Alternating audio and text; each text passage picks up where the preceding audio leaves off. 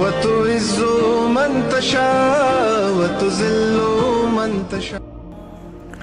یہودی جو ہے نا بار بار یہ کہا کرتے تھے کہ دیکھو اسلام جب دنیا میں آیا ہے تو انہوں نے تو بہت سی چیزیں حلال کر دی ہیں، حالانکہ وہ حضرت یعقوب علیہ السلام کے مذہب میں حرام تھیں. تو اللہ نے بتایا کہ بھائی یہودیوں پہ کچھ چیزیں ہم نے ان کے گناہوں کی وجہ سے حرام کی ہیں، وہ ناپاک چیزیں نہیں ہیں. تو پھر بار بار یہ لوگ کہا کرتے تھے کہ بیت المقدس کی طرف رخ کر کے مسلمان نماز پڑھتے تھے، اب کدھر نماز پڑھنا شروع کر دی ہے؟ بیت اللہ کی طرف. اللہ نے فرمایا ان اول بیت وضع للناس، سب سے پہلے جو گھر بنایا گیا ہے نا لوگوں کے لیے تاکہ وہ عبادت کریں، وہ بھی بکہ تھا. وہ کہاں ہے؟ مکہ کو بکہ بھی کہتے ہیں عربی میں، وہ مکہ میں ہے.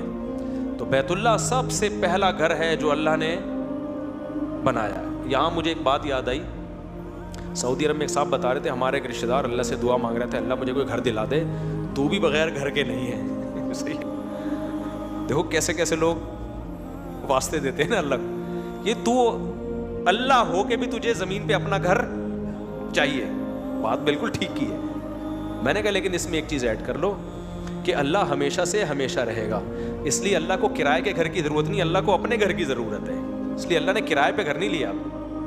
سچی مچی کا قیامت تک میں اور آپ تو اپنا گھر مل جائے تو ٹھیک ہے، نہیں ملے تو کرائے کا گھر. تو گھر واقعی ضرورت ہے لیکن اپنا گھر ہونا یہ ضرورت نہیں ہے، کیونکہ مسافر خانہ ہے بھائی. ٹرین میں بیٹھے ہوئے ہیں، اگلے اسٹیشن سے اتر جائیں گے، جنازہ اٹھنے والا ہے، یہ زیادہ ٹائم نہیں ہے، 10 20 30 40 50 سال بس، یہ کچھ ٹائم نہیں گزرتا ان میں. آپ کو بھی 50 سال کو کم ہے؟ نہیں بہت کم ہے. جب آئیں گے نا 50 اب بولو گے ابھی یہ کیا ہو گیا یار، ابھی کل کی بات تھی اور ابھی 50 کے ہو گئے، ابھی 60 کے ہو گئے، یہ ٹائم گزر رہے. تو اللہ نے بہت پیسہ دیا ہے، اپنا گھر بنا لو، نہیں دیا تو کرائے کے گھر پہ رہو، لیکن گھر ہونا بہرحال ضروری ہے. بے گھر آدمی کا بڑی زندگی. تو پھر جس کو کرائے کا بھی نہیں مل رہا، اپنا بھی نہیں مل رہا، وہ اللہ میاں کو یہ واسطہ دے سکتا ہے کہ اللہ گھر کے بغیر تو بھی نہیں. تو اللہ کیوں گھر کے بغیر نہیں ہے پتہ ہے آپ کو؟ اس لیے نہیں ہے کہ اللہ چاہتا ہے میرے بندے مجھ سے محبت کریں جیسے میں بندوں سے محبت کرتا ہوں، پر مجھ سے ملاقات کے لیے آیا کریں، مجھ سے لپٹ کے رویا کریں. تو اب اللہ کے پاس تو ہم عرش پہ نہیں جا سکتے نا، یہ تو ناسا والوں سے رابطہ کرنا پڑے گا بھائی، کوئی ایسی خلائی شٹل بناؤ جو 7ویں آسمان پہ جائے. تو اللہ میاں نے کیا کیا بھائی، ہم جیسے اپنے ماں باپ کے گھر جاتے ہیں عید بقرعید پہ ان کی زیارت کے لیے، دادا دادی کے گھر جاتے ہیں، بڑے دن کے موقع پہ جب کسی سے ملنا ہوتا ہے تو ہم کہاں جاتے ہیں؟ روڈ پہ بلاتے ہیں اس کو. آپ آئے جی عید کے دن اپنی اماں سے ملنے جانا ہے، تو آپ نے کہا اماں وہ اعلیٰ دین پارک پہ آ جاؤ. اماں کہے گی میری توہین ہے بھائی، میرے گھر آ بیٹا ملنے کے لیے، کیا خیال ہے؟ یہی کہے گی نا. گرل فرینڈ سے ملا جاتا ہے گٹر کے ڈھکنوں پہ اور ادھر ادھر. لیکن جہاں تعظیم کا عنصر ہوگا، کسی ریلیٹو سے عزت دار سے ملنے کے لیے جانا ہوگا تو کہاں جاؤ گے؟ اس کے در پہ حاضری دو گے. اللہ بھی یہ چاہتے تھے کہ میرے بندے مجھ سے ملیں، محبت کا اظہار کریں، اور بندے بھی جو جن کے دل میں اللہ کی محبت ہے وہ بھی چاہتے ہیں نا کہ ہم اللہ سے ملیں. تو اللہ نے کہا میں تو عرش پر ہوں تو تم کہاں آ جاؤ، یہ میرا گھر ہے. تو اللہ میاں نے کوئی لگژری گھر نہیں بنایا. اللہ نے کہا بھائی محبت کا اظہار کرنا ہے نا لپٹ کے، تو ایک 4 دیواری بنا دی. اب تو پھر بھی اس میں سونے وونے کے دروازے لگا دی. ابراہیم علیہ السلام نے تو کچے گارے کی مٹی سے بنایا تھا، اور جگہ بھی ایسی کوئی گھاس پھوس بھی نہیں اگتی وہاں پہ. ایسی جگہ پہ اللہ میاں نے اپنا گھر بنا دیا. بیابان جگہ پہ پتہ ہے کیوں بنایا اللہ میاں نے؟ اگر اللہ میاں اس کو سوئٹزرلینڈ جیسی جگہ پہ بنا دیتے نا تو پھر تو سوئٹزرلینڈ کے چکر میں جا رہے ہوتے سارے، لیبل لگاتے اللہ کے گھر کی زیارت جا رہے ہیں، اصل میں تو پہاڑیاں دیکھنی تھی ہری بھری. اللہ میاں نے کہا ایسی جگہ پہ بناؤں گا کہ جو مجھ سے محبت کرے گا وہ محبت ہی کھینچ کے لائے گی، اس کے علاوہ اس کو وہاں انٹرٹینمنٹ کی کوئی چیز نہیں ملے گی. ایک زمزم ہے بس، وہ بھی دودھ کی نہر نہیں ہے، کوئی شہد کی، پانی پانی ہے وہ بھی.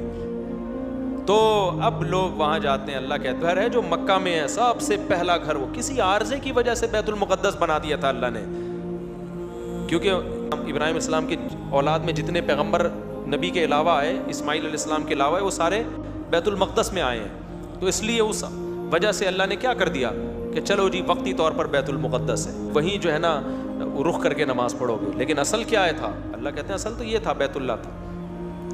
تو اس لیے اب اللہ سے جن کو محبت ہے وہ جاتے ہیں. وہاں ایک عجیب منظر ہوتا ہے لوگوں کا.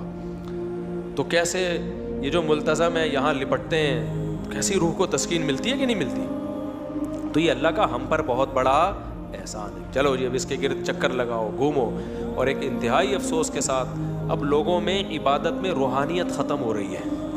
انٹرٹینمنٹ کا عنصر زیادہ آ رہا ہے، روحانیت کا عنصر ختم.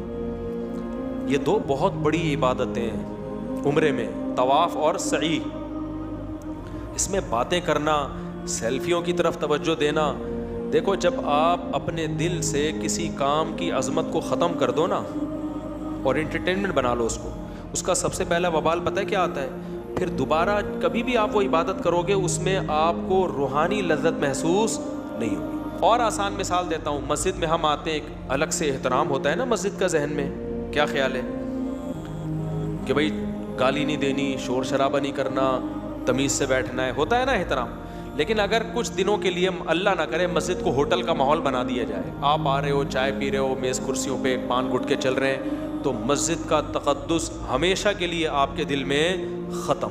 تو خوب سمجھ لیں جب آپ طواف کرتے ہیں، سعی کرتے ہیں، اگر آپ نے وہاں سیلفیوں میں، نمائش میں لگا دیا اپنے آپ کو، ہنسی مذاق میں لگا دیا، باتوں میں لگا دی. کچھ لوگ طواف کرنے گپے لگا رہے ہیں، سعی کے دوران گپ شپ لگا رہے ہیں، ہنس رہے ہیں، اور بھائی کیا حال ہے، اور بھائی تھوڑا اسپیڈ پکڑ لیں، تھوڑا سا تیز چلے، ابھی تھوڑا آہستہ ہو جا. یہ ابھی تو چل رہا ہوتا ہے بعض لوگوں میں. تو بھائی یہ تو شاعر اللہ ہے، آپ کس جگہ پہ ہو؟ اللہ کا گھر ہے. ساری زندگی جس کی طرف رخ کر کے نماز ادا کی، آج اللہ نے وہ آپ کے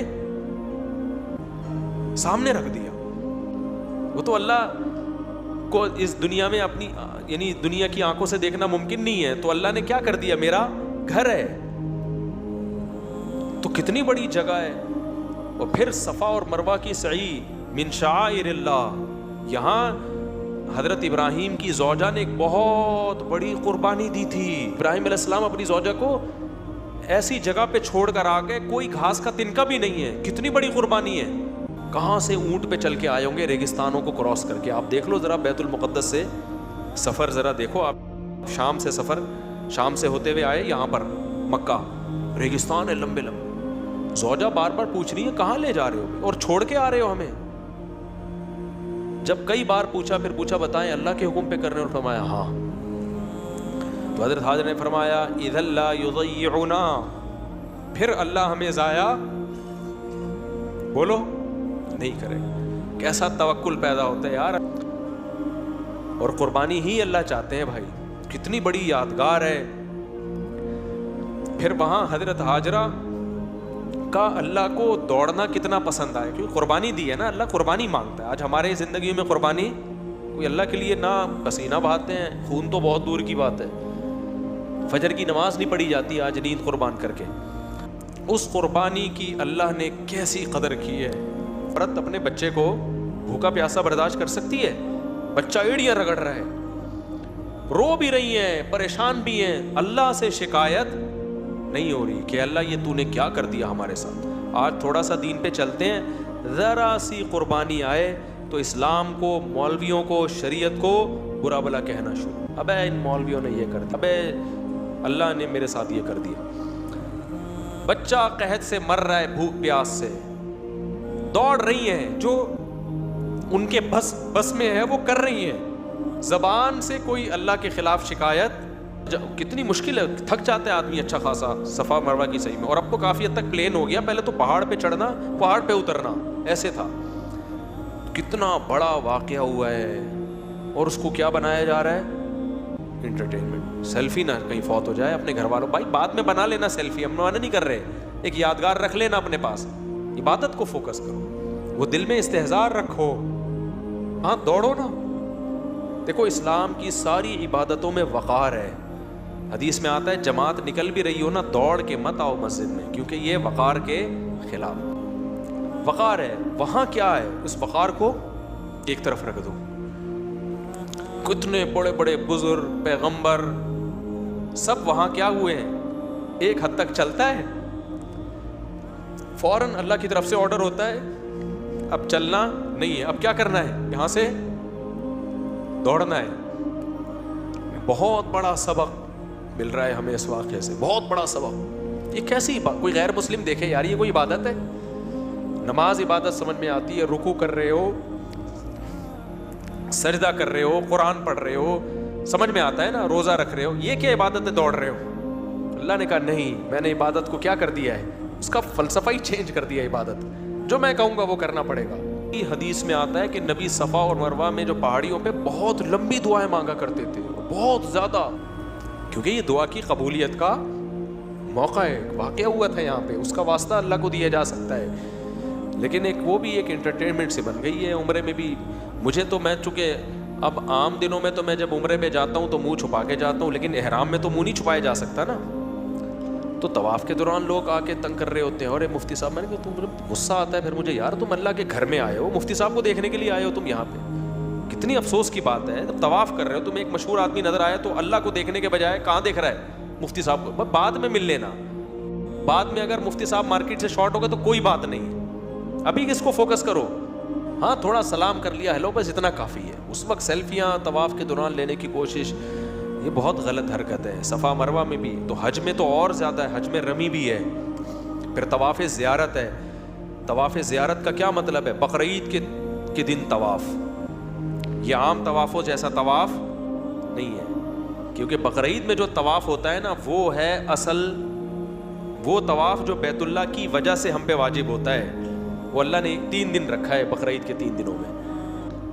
تو یہ وہ تمام عبادتیں ہیں جو انسان دل میں حیات ہے, زندگی ہے, تو یہ اللہ کی محبت کی چنگاری کا کام دیتی ہے. لیکن اگر آپ نے ان عبادتوں میں جا کے گپے لگانا شروع کر دی طواف کے دوران, اور باتیں کرنا شروع کر دی, سیلفیوں کو فوکس کرنا شروع کر دیا, تو عمرہ تو ہو جائے گا آپ کا, لیکن ایسا دل میں برکت اور نور ختم ہوگا نا کہ وہ نحوست پھر کبھی ختم نہیں ہوتی. تو اللہ نے کیا فرمایا, ان اول بیت وضع للناس للذی ببکۃ. یہ مکہ میں جب پہلے لوگ جایا کرتے تھے نا, اب تو آسان ہو گیا نا. پہلے زمانے میں جب حج عمرے کے لیے لوگ جاتے تھے, چیخیں نکل جاتی تھی لوگوں کی, بے ہوش ہو جاتے تھے, کئی مہینوں کا سمندری جہازوں کا, اونٹوں کا سفر کر کے پہنچتے تھے اللہ کے گھر کو دیکھنے کے لیے. جب نظر پڑتی بے ہوش ہو جاتے لوگ. اب تو ٹیلی ویژن میں بھی دیکھ رہے ہیں, موبائل میں بھی دیکھ رہے ہیں, اور پھر سیلفیاں بھی لے رہے ہیں. تو کیا ہو گیا, دل میں اس کی جو اہمیت تھی اور جو ایک جذبہ ہونا چاہیے تھا, وہ جذبہ ختم. تو اس میں ہمارا ہی نقصان ہے, اللہ میاں کا کوئی نقصان نہیں ہے.